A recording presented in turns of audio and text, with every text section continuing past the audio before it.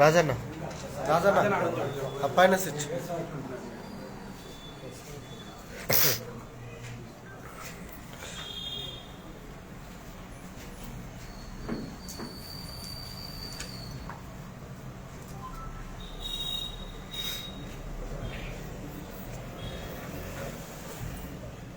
Press మరియు electronic media మిత్రులకు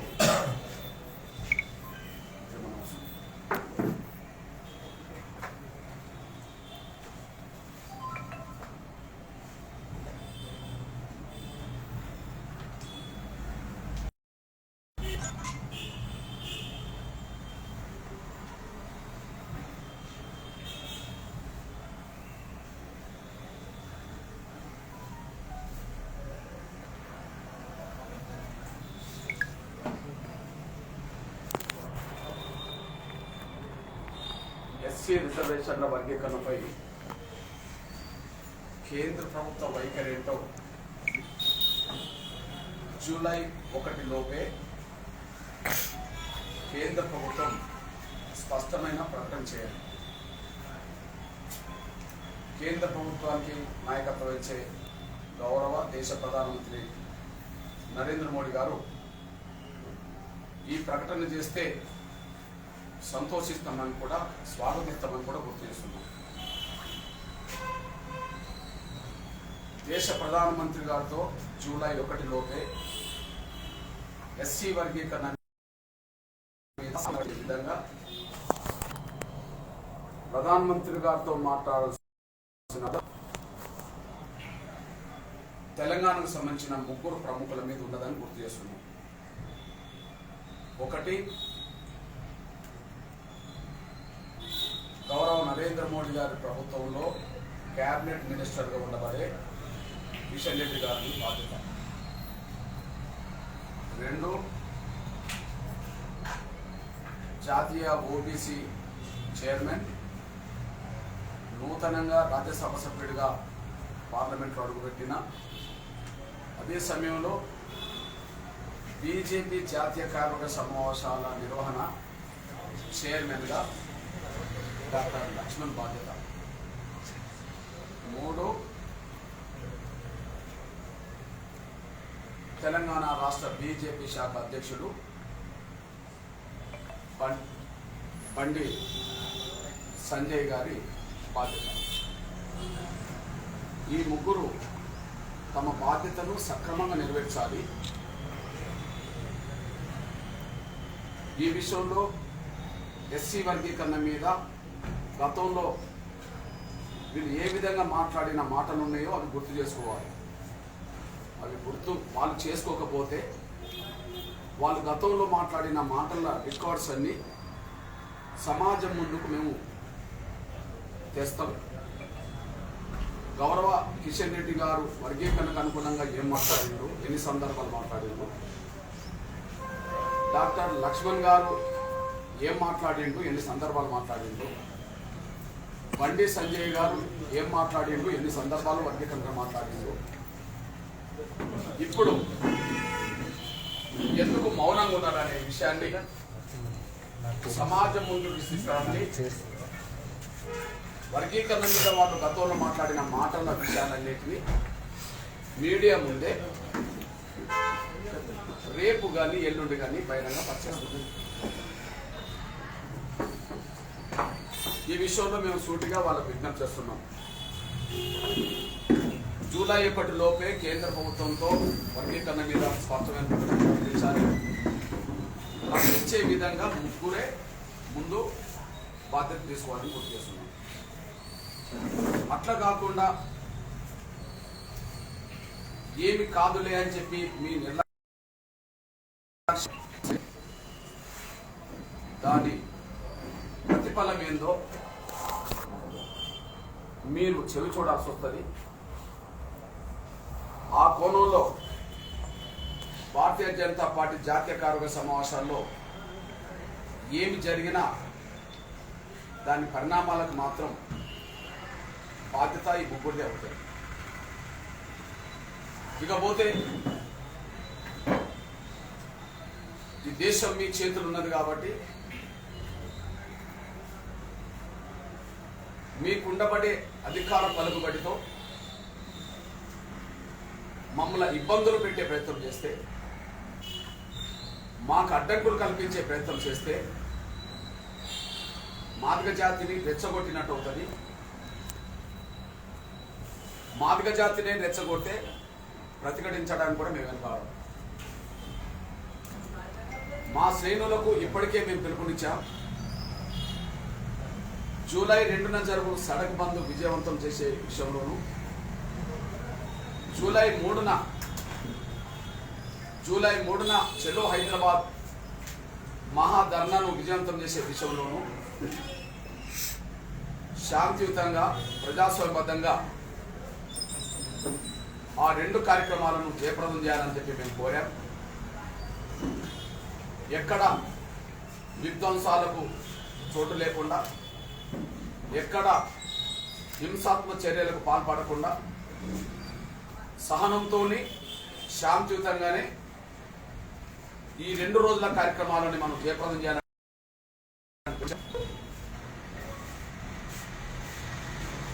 ఈ విషయంలో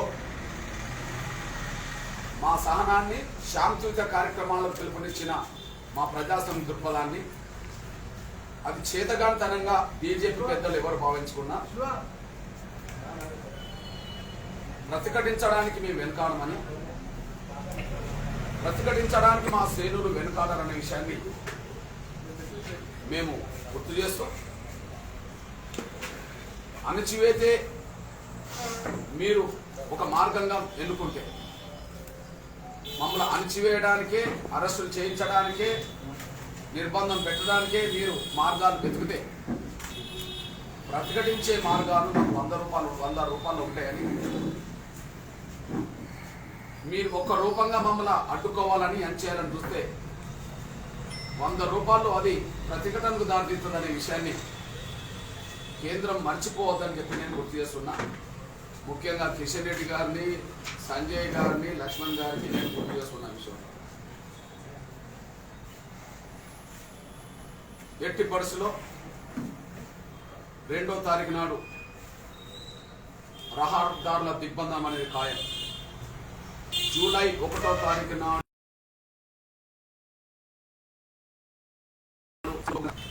వర్గీకరణ మీద సానుకూలమైన నిర్దిష్ట ప్రకటన రాకపోతే జూలై 2న మేము తలపెట్టిన సడక్ బంద్ ఖచ్చితంగా జరిగి తీరుతుందని మేము స్పష్టం చేస్తున్నాం. ఇకపోతే జూలై 3న ఎంఆర్పిఎస్ కార్యాలయం నుంచే ఇందిరా పార్క్ వరకు మా ప్రదర్శన ఉంటుంది. జూలై 3న ఉదయం 11 గంటల నుంచి మా ప్రదర్శన ఇక్కడ నుంచి మొదలవుతుంది ఇందిరా పార్క్ వరకు. శాంతియుతంగా మా ఆవేదనను చాటుకోవడానికి, మా ఆకాంక్షల్ని కేంద్ర ప్రభుత్వం ముందు దృష్టికి తీసుకురావడానికి జూలై 11న మా ప్రదర్శన ఉంటుంది. ప్రదర్శనకు పర్మిషన్ ఇవ్వాలని చెప్పి మేము మా ఎంఆర్పిఎస్ ఎంఎస్పి సీనియర్ నాయకులైన రాగడి సత్యమాది గారిని సెంట్రల్ జోన్ డీసీపీ దగ్గరికి నిన్న పంపడం, వినతిపత్రం ఇవ్వడం కూడా జరిగింది. ఇప్పటికే హైదరాబాద్కు సంబంధించిన విషయంలో కేంద్ర ప్రభుత్వం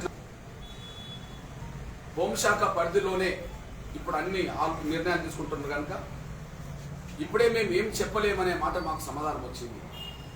అంటే రేపు మా ప్రదర్శనకు పర్మిషన్ ఇవ్వాలో ఇవ్వద్దో తేల్చే అంశం కేంద్ర ప్రభుత్వ పరిధిలోకి వెళ్ళినట్టుగా సెంట్రల్ జోన్ డీసీపీ గారు మా రాగడి సత్యమాది గారు చెప్పడం జరిగింది. ఇది ఓపెన్గా చెప్తున్నాం. ఇచ్చినా జరుగుతుంది, ఇవ్వకపోయినా జరుగుతుంది. మా ప్రదర్శన ఇచ్చినా జరుగుతుంది, ఇవ్వకపోయినా జరుగుతుంది. నేను చేసేది శాంతియుతంగా ప్రజాస్వామ్యం. ప్రదర్శన ఎందుకు? 2 కోణాల్లో ప్రదర్శన.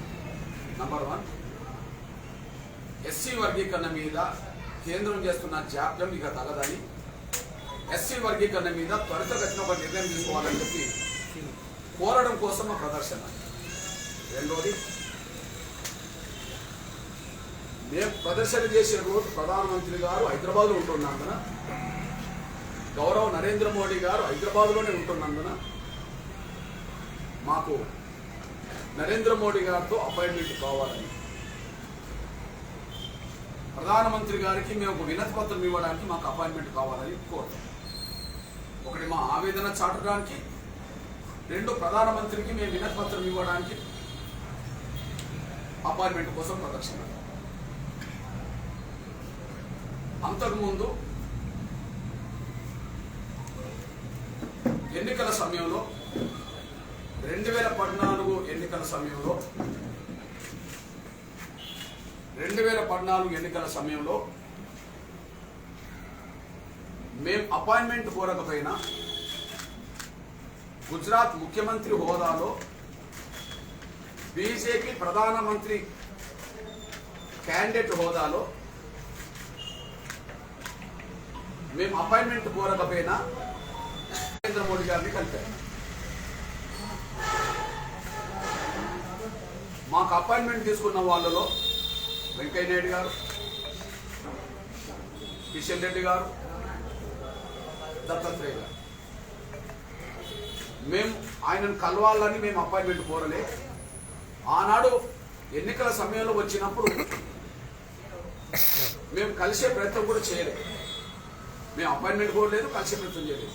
కానీ మీరు వచ్చి కలవాలని చెప్పి ఆయనతో ఒక హామీ తీసుకుంటే, భారతీయ జనతా పార్టీ అధికారం వస్తే ప్రధానమంత్రి క్యాండిడేట్ అయినే కాబట్టి ముందుగా ఆయనతోటి వర్గీకరణ మీద హామీ తీసుకుంటే మనకు సమస్య పరిష్కారానికి ఉపయోగపడుతుందని మమ్మల్ని ముగ్గురు పిలిపించుకొని ఆయనను కలిపారు. మమ్మల్ని ముగ్గురు పిలిపించుకొని నరేంద్ర మోడీ గారు కలిపారు. నరేంద్ర మోడీ గారి దృష్టికి 20 నిమిషాల పాటు ఎస్సీ వర్గీకరణ అంశం పెద్దలు వెంకయ్య నాయుడు గారు, దత్తాత్రేయ గారు, కిషన్ రెడ్డి గారు కూడా తీసుకొచ్చారు. దానికి ఒకే ఒక సమాధానం నరేంద్ర మోడీ గారు చెప్పారు, అధికారంలోకి వస్తే వర్గీకరణ విషయంలో తప్పకుండా సానుకూలమైన నిర్ణయం త్వరగా తీసుకుంటామని చెప్పి వెంకయ్య నాయుడు గారు ముందే అన్నారు. అప్పుడు సాక్షులు ఎక్కువ బ్రీఫ్ చేసింది పెద్దలు వెంకయ్య నాయుడు గారు, పక్కనే ఉన్నది దత్తాత్రేయ గారు, కిషన్ రెడ్డి గారు. మమ్మల్ని మేము అడగకపోయినా అపాయింట్మెంట్ తీసుకున్నది కలిపింది వీళ్ళే. గౌరవ నరేంద్ర మోడీ గారు ఎస్సీ వర్గీకరణ మీద మేము సానుకూలంగా ఆలోచిస్తాం, ప్రభుత్వం ఏర్పాటు చేసిన వెంటనే సమస్య పరిష్కారానికి చొరవ తీసుకుంటామన్న మాట కూడా వీళ్ళు విన్నారు. కాబట్టి నేను గౌరవ నరేంద్ర మోడీ గారినే ముందు ప్రకటన చేయమని ఎందుకన్నానంటే, ఆయన ముఖ్యమంత్రిగా ఉన్నప్పుడే భారతదేశానికి బీజేపీ పక్షాన ప్రధానమంత్రి క్యాండిడేట్ గా ప్రచారం చేస్తున్నప్పుడే ఎస్సీ వర్గీకరణ అంశం ఆయన దృష్టికి వచ్చింది. ఎస్సీ రిజర్వేషన్ల వర్గీకరణ మీద తను సానుకూలంగా ఆనాడు స్పందించాడు. ఆనాడు స్పందించిన ప్రధానమంత్రి గారు 8 ఏళ్లు ఆయన పాలన గడిచిపోయింది, ఇంతవరకు పరిష్కారం దొరకలేదు. అదే సమయంలో వాళ్ళ హోదాలో మార్పులు వచ్చినాయి, మా జీవితాల్లో మార్పు రాలేదు. మా సమస్య పరిష్కారం కాలే, మా జీవితాల్లో మార్పు రాలేదు. నరేంద్ర మోడీ గారిని కలిసినప్పుడు ఆయన ముఖ్యమంత్రి, కేవలం భారతీయ జనతా పార్టీ ప్రధానమంత్రి అభ్యర్థి మాత్రమే, క్యాండిడేట్ మాత్రమే. ముఖ్యమంత్రి పోయి ప్రధానమంత్రి కాగలిగారు. వెంకయ్య నాయుడు గారు రాజ్యసభ సభ్యుడు, ఆయన దేశానికి ఉపరాష్ట్రపతి కాగలిగారు. దత్తాత్రేయ గారు సికింద్రాబాద్ పార్లమెంట్ మెంబర్, ఆయన ఇప్పుడు గవర్నర్ కాగలిగాడు. మమ్మల్ని ప్రధానమంత్రి నరేంద్ర మోడీ గారితో కలిపినప్పుడు కిషన్ రెడ్డి గారు ఎమ్మెల్యే, ఇప్పుడు సాక్షాత్తు నరేంద్ర మోడీ గారి పక్కనే కేబినెట్ లో కేంద్ర మినిస్టర్ కాగలిగారు. ముఖ్యమంత్రి అయినా ప్రధానమంత్రి అయిండు, ఎంపీలు గవర్నర్లు అయినరు, ఎంపీలు ఉపరాష్ట్రపతులు అయినరు, ఎమ్మెల్యేలు కేంద్ర మంత్రులు అయినరు. కానీ మా సమస్య పరిష్కారం కాలే, మా జీవితాలు మార్పడాలి. మా ఆవేదనను ఈ రూపంగా అర్థం చేసుకోవాల్సిన అవసరం వాళ్ళకు ఉన్నది. మా ఆకాంక్షలను నిలబెట్టాల్సిన బాధ్యత వాళ్ళకు ఉన్నది. నేను అందుకనే అడుగుతున్నా, ప్రధానమంత్రి క్యాండిడేట్ గా ఆయన హైదరాబాద్ కు ప్రచారానికి వచ్చినప్పుడు మాకు తెలియకుండానే మాకు అపాయింట్మెంట్ తీసుకొని మీరే మమ్మల్ని కలిపినప్పుడు అప్పుడు ఉండబడే హోదా కంటే ఇప్పుడున్న హోదే మీకు ఆయన పక్కన ఉన్నారు. ఎగ్జాంపుల్ కిషన్ రెడ్డి గారి సాక్ష్యం, ఎగ్జాంపుల్ కిషన్ రెడ్డి గారే సాక్ష్యం. ఆనాడు ఎమ్మెల్యే, ఇప్పుడు నరేంద్ర మోడీ గారి ప్రభుత్వంలో కేబినెట్ మినిస్టర్. తీసుకెళ్లి కలపడానికి 8 ఏళ్లు పట్టింది, ఇంకా కలపలేకపోయారు. అందువల్ల మేము 3వ తారీఖు నాడు కోరుతున్నది ఏంటిది? 3వ తారీఖు నాడు కోరుతున్నది శాంతియుతంగా మా ఆవేదన చాటడానికి ప్రదర్శన. వాళ్ళు పెట్టుకునేది నోవెటల్, వాళ్ళు పెట్టుకునేది సభ, పరేడ్ గ్రౌండ్. మేము శాంతియుతంగా పెట్టుకునే ప్రదర్శన ఈ కార్యాలయం నుంచి ఇంద్ర పార్క్, ఈ కార్యాలయం నుంచి ఇంద్ర పార్క్. ఇంద్ర పార్కులో మా ఆవేదనతో కూడిన సభ పెట్టుకోవడం తప్పేం కాదు. మేము ప్రదర్శన కంటే ముందే ఈ ముగ్గురు చొరవ తీసుకొని, కిషన్ రెడ్డి గారు, బండి సంజయ్ గారు, డాక్టర్ లక్ష్మణ్ గారు చొరవ తీసుకొని మాకు అపాయింట్మెంట్ ఫిక్స్ చేసి మాతో ఎంబడొచ్చి వర్గీకరణ విషయంలో ప్రధానమంత్రితో మాట్లాడతామంటే మా ప్రదర్శన కూడా అప్పు. మేము ఘర్షణ కోరుకోం, సమస్య పరిష్కారం కోరుకుంటాం. మేము ఘర్షణ కోరుకోదు, ఈ ముగ్గురాన్ని గుర్తు చేస్తున్నాం. చొరవ తీసుకోకపోతే రోడ్ల మీద జరగబోయే పరిణామాలకు, జూలై 2వ తారీఖు నాడు జరగబోయే పరిణామాలకు లేదా హైదరాబాద్లో జరగబోయే పరిణామాలకు నేరుగా ఈ ముగ్గురు బాధ్యత వహించడం తప్ప. ఎందుకంటే కిషన్ రెడ్డి గారు ఉమ్మడి ఆంధ్రప్రదేశ్ అధ్యక్షుడిగా ఎస్సీ వర్గీకరణకు అనుకూలంగా చేసిన ప్రకటనలు ఉన్నాయి. కేంద్ర మంత్రిగా ఎస్సీ వర్గీకరణకు అనుకూలంగా చేసిన ప్రకటనలు ఉన్నాయి. బండి సంజయ్ గారు బీజేపీ అధ్యక్షుడిగా చేసిన ప్రకటనలు ఉన్నాయి. డాక్టర్ లక్ష్మణ్ గారు బీజేపీ ఉమ్మడి రాష్ట్ర అధ్యక్షుడిగా ఎస్సీ వర్గీకరణకు అనుకూలంగా చేసిన ప్రకటనలు ఉన్నాయి. ఎందుకు ప్రకటనలు అనుకూలంగా చేశారో ఇప్పుడు ఎందుకు మౌనంగా ఉంటారో, ప్రధానమంత్రి కాకముందే ఆయన వర్గీకరణకు అనుకూలంగా ఎట్లా హామీచ్చిండో ఇప్పుడు వర్గీకరణ ఎందుకు ఎత్తలేడో చెప్పుకోవాల్సిన బాధ్యత, జవాబు చెప్పాల్సిన బాధ్యత వాళ్ళదే ఉంటుంది. కాబట్టి స్పష్టం చేస్తున్నాం, 6 100 సడక్ బంద్ విజయవంతం చేసి చూపు పెడతాం. హైదరాబాద్ నగరంలో ప్రదర్శన చేస్తాం. ఈ రెండింటిని అడ్డుకోవాలని ప్రయత్నం చేస్తే తిప్పికొడతాం. శాంతియుతంగానే మా ఉద్యమాన్ని కొనసాగిస్తాం. ప్రజాస్వామ్యబద్ధంగా ఉద్యమాన్ని కొనసాగిస్తాం. మా శ్రేణులు కూడా పిలుపునిచ్చాం. ఎక్కడ హింసాత్మక సంఘటనలకు వెళ్ళొద్దని, ఎక్కడ విధ్వంసాలకు వెళ్ళొద్దని మా శ్రేణులకు నిజాయితీగా మేము పిలుపునిస్తున్నాం. కానీ మా చేతకంతనంగా భావించుకొని ఇతరాత్ర మమ్మల్ని ఇబ్బంది పెట్టే ప్రయత్నం చేస్తే మాత్రం హైదరాబాద్ నగరానికి వాళ్ళ పెద్దలు ఎట్లా వస్తారో, వాళ్ళు ఎట్లా తిరిగిపోతారో చూస్తాం. ఇందులో మార్పులు ఉండవు. దానికి సిద్ధపడితే మేము సిద్ధం. మీ నిజాయితీ ప్రదర్శించమంటున్నాం. మాకు అపాయింట్మెంట్ ఇప్పేయమంటున్నాం. ఎమ్మెల్యేగా ఉన్నప్పుడే మమ్మల్ని తీసుకెళ్లి కలిపిన వాళ్ళు కేంద్ర మంత్రిగా ఉన్నప్పుడు కలపరా? ప్రధానమంత్రి అభ్యర్థిగా ఉన్నప్పుడే వర్గీకరణ గురించి అనుకూలంగా మాట్లాడిన వాళ్ళు ప్రధానమంత్రి అయిన తర్వాత 8 ఏళ్ళు గడిచిన కూడా వర్గీకరణ సమస్య పరిష్కరించారా? మీ ఇష్టానుసారంగా పరిపాలిద్దామంటే ఇతర రాష్ట్రాలు చేస్తాను. తెలంగాణ గడ్డ మీద చెల్లనీయం, తెలుగు గడ్డ మీద చెల్లనీయం. బీజేపీ అధికారం వస్తుందా? ఇక్కడ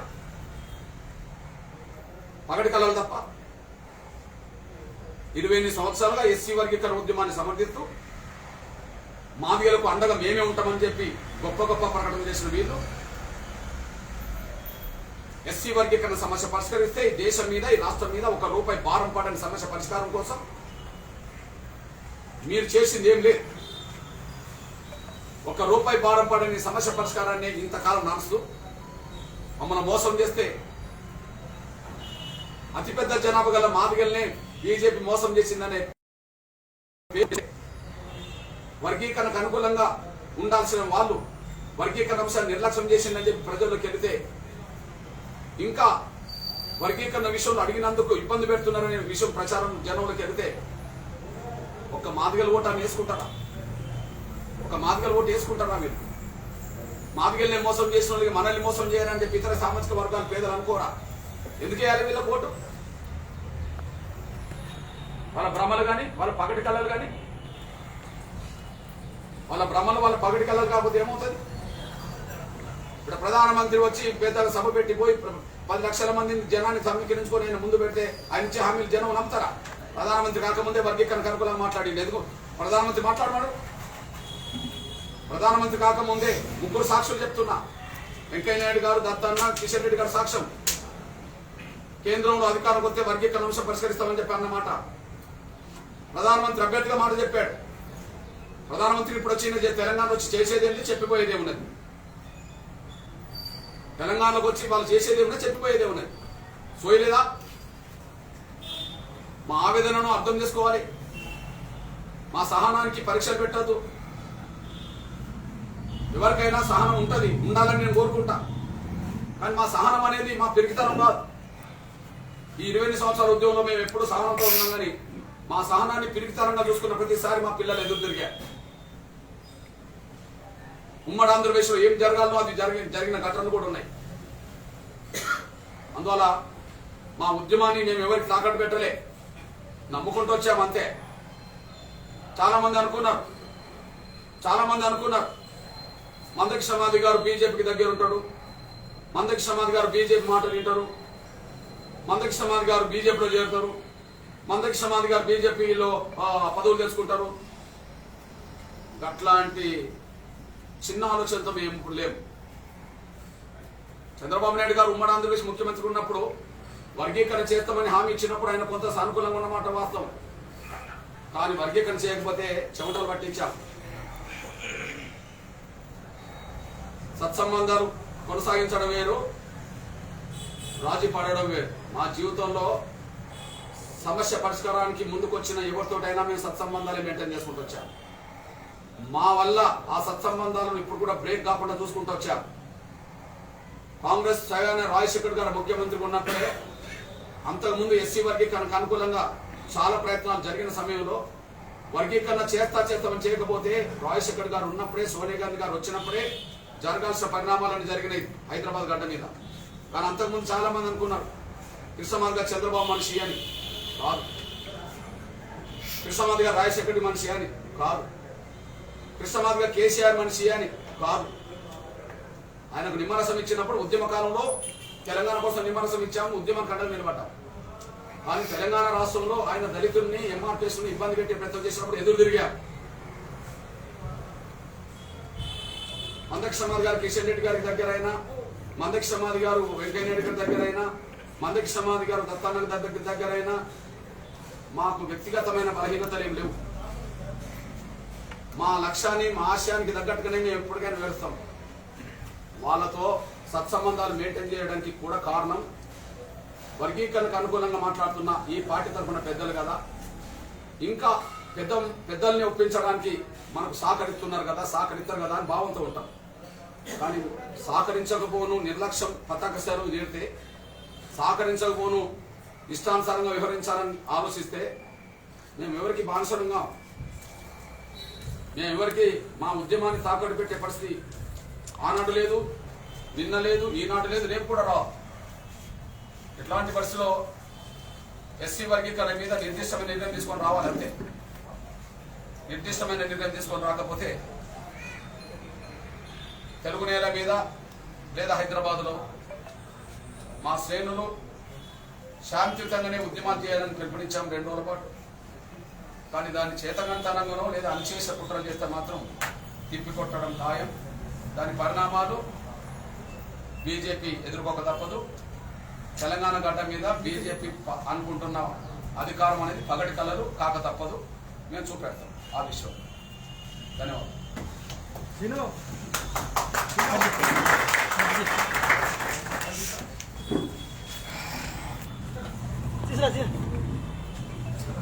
పోస్టర్ రిలీజ్ చేస్తాం బయట.